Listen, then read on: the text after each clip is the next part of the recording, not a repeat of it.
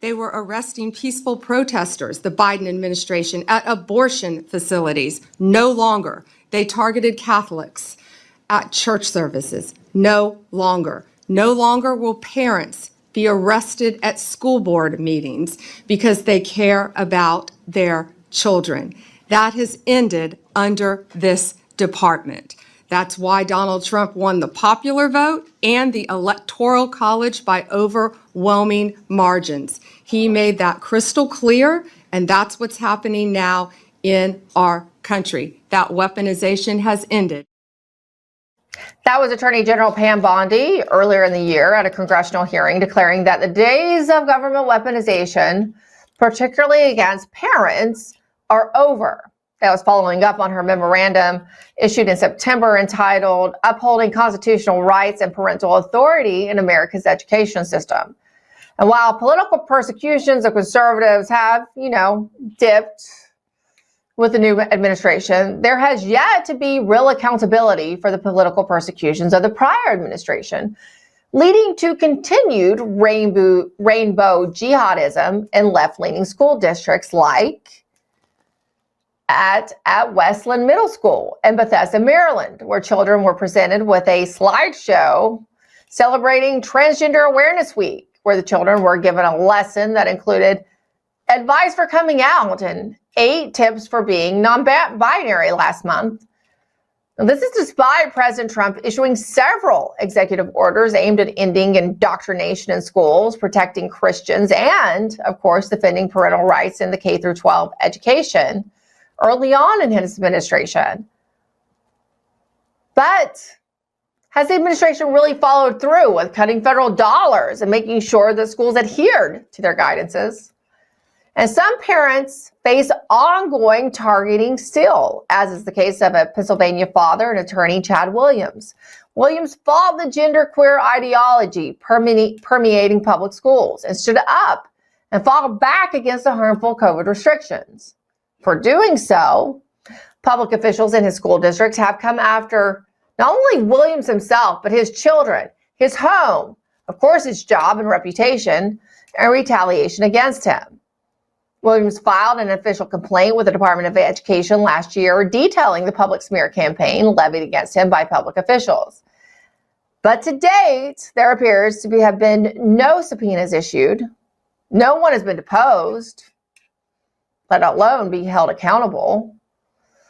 And though ending weaponization against parents and holding those bad actors accountable was a day one priority for President Trump upon taking office for the second term, according to Williams, only Ed Martin, who we think a lot of, is one of the few people who stepped up when he opened his inquiry into the conspiracy case into Williams' situation. Martin noting that the memorandum issued by Pam Bondi, we mentioned before, was important, and added, "We are deeply concerned about parents and parents advocates who have been targeted by federal, state, or local governments or quasi-government officials or entities." But according to a follow-up letter sent by Williams' attorney just last month to the DOJ, Williams is still experiencing ongoing harassment and intimidation. And even though Mr. Williams is eager to, get this resolved, he wants to make change. In fact, many other targeted parents are calling on the Trump DOJ for accountability. Here's the Parents Demanding Justice Alliance's Sam Sorbo talking to our very own Allison Steinberg back in July on Capitol Hill at the group's press conference about what parents hope to see from the Trump administration. Watch. We represent parents who were unduly targeted by their own governments, by their school boards, by their local law enforcement, based on a directive issued by Merrick Garland, which basically categorized parents as domestic terrorists. It came from somebody else, but he agreed with it. He weaponized the FBI against these parents, and they were unjustly targeted. Their lives, many of them, their lives were ruined. Many of them you saw during the press conference. Lives were nearly completely ruined in front of their children. Yes. This does not stand in the United States of America. The family is the bedrock of our society. We need to preserve the family. We need to uplift parents. And we are asking President Trump for an executive order that recognizes that these are the parents to emulate. We adore these parents for standing strong for their kids. We need more parents like them and less schools like the ones that we've been seeing. And the brave Chad Williams joins us now. Chad, have you heard from the administration? I think yours is such an easy case of weaponization to hold people accountable for. Have you heard back yet?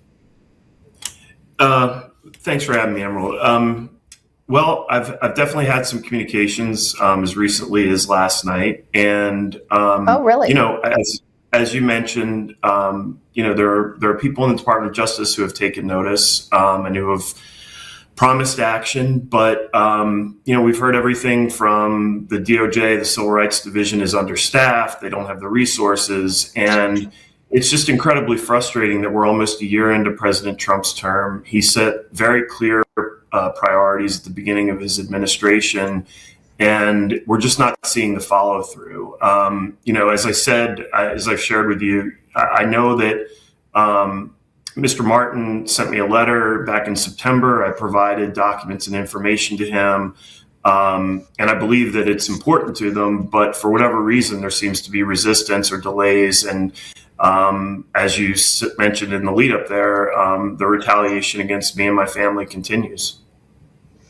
Let's talk about what you're looking for, because I think that as far as results, right? In one of the letters that your attorney sent, you're looking for more information. You're just trying to make sure that you're treated equally. What are you asking of the Trump administration at this point, Chad? Yeah. So, we pursued this, or before I engaged Pacific Justice Institute, I pursued this by the letter of the law. I started locally with my school board. I was ignored and dismissed and ridiculed, maligned publicly. I took it to the Pennsylvania Department of Education. They ignored it for a year. As you may know, Governor Josh Shapiro is a Democrat. Democrats are essentially in control, and Republicans, unfortunately, in Pennsylvania are incredibly weak. They're afraid of the public education system, and so they've essentially sat on their hands. And I think what no one was expecting, or at least no one in Pennsylvania was expecting, was that President Trump would be reelected. And so when that happened, that opened new doors. I reached out to Senator Dave McCormick's office when he was first elected, and they provided some assistance initially, tried to find out where my complaint was, which at that point had been pending since July of 2024 in the Department of Education. But really, it was kind of remarkable. I mean, even my United States Senator wasn't able to get answers. And so with the help of Pacific Justice Institute, with the help of Parents Demanding Justice Alliance, we've pushed these complaints in the Department of Education Office for Civil Rights, the Department of Justice.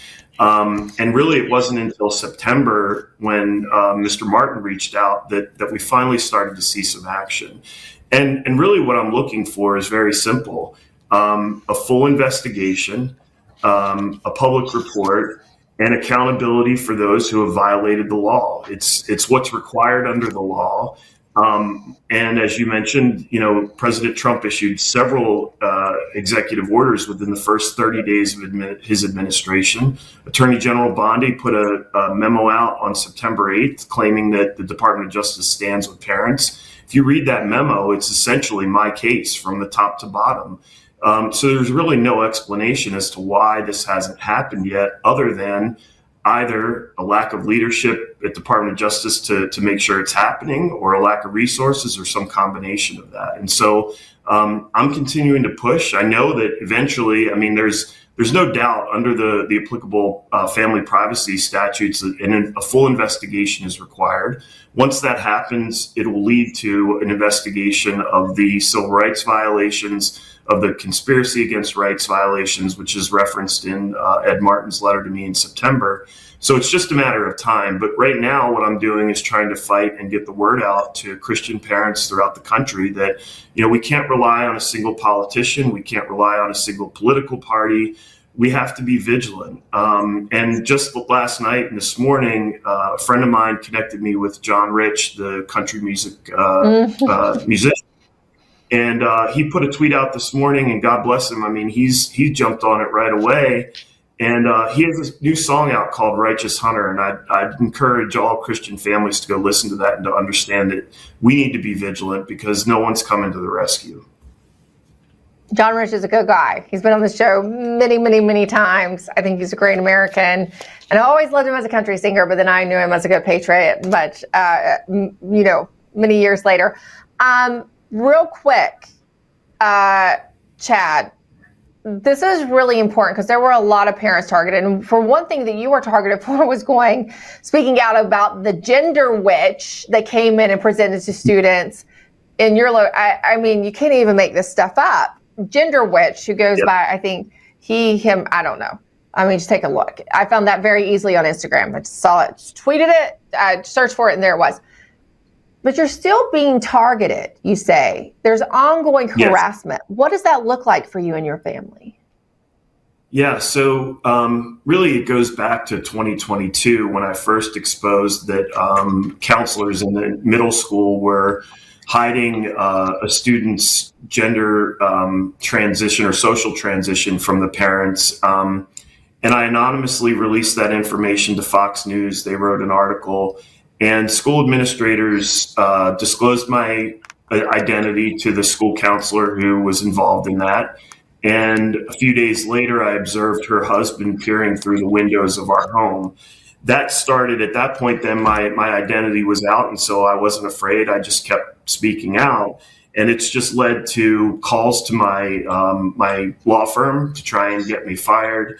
Attacks on my reputation. The superintendent who was forced to resign because of this sent out a false communication to 5,000 residents in my community, false and defamatory statements about me. And then after I spoke at that press conference where Sam Sorbo was in July down in D.C. that was hosted by Congressman Andy Ogles and Andy Biggs, a few days later, I got a disciplinary complaint from the Pennsylvania Supreme Court that was filed by the law firm that represents my school district and dozens of school districts in Pennsylvania trying to come after my law license. Now, fortunately, I just learned a couple of weeks ago that complaint was dismissed because it was obviously frivolous and it was meant to intimidate and harass me. But what's interesting is the Office of Disciplinary Counsel, which is an arm of the Pennsylvania Supreme Court, has refused to address the First Amendment issues that are raised by that and the fact that the law firm filed that complaint with the express purpose of intimidating me, which is a violation itself of disciplinary conduct. And for whatever reason, now they've gone dark as well. So, Ed Martin has all of that. The Justice Department has all that. It's clear evidence of retaliation and attacks on me. And I mean, this is happening within the last few weeks. This is ongoing right now. And what's really difficult is when I see Attorney General Bondi, who I respect, and she's earned her position. But when I see her testify before the Senate Judiciary Committee on October 7th and claim in that clip that you played that weaponization against parents has ended under Donald Trump's administration, that's just not true. And there are at least a half a dozen people in the Department of Justice who know it isn't true because they have evidence of what's happening to me and my family right now. I mean, 2 weeks ago, my daughter, who is in college and who's working to make some extra money, an employee of the school came up to her in front of other people while she was working at a country club and made comments about me. They have no restraint because they're not concerned that anything is going to happen.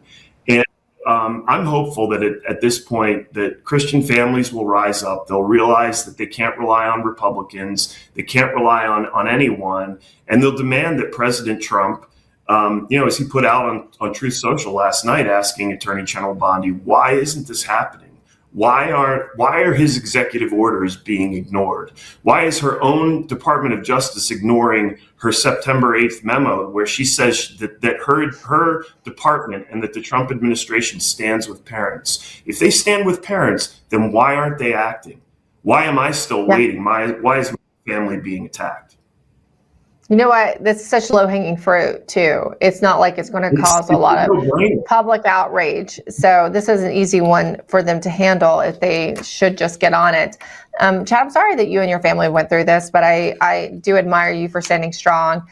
Keep us posted as this progresses. As you said, you just had some conversations last night, so that's great.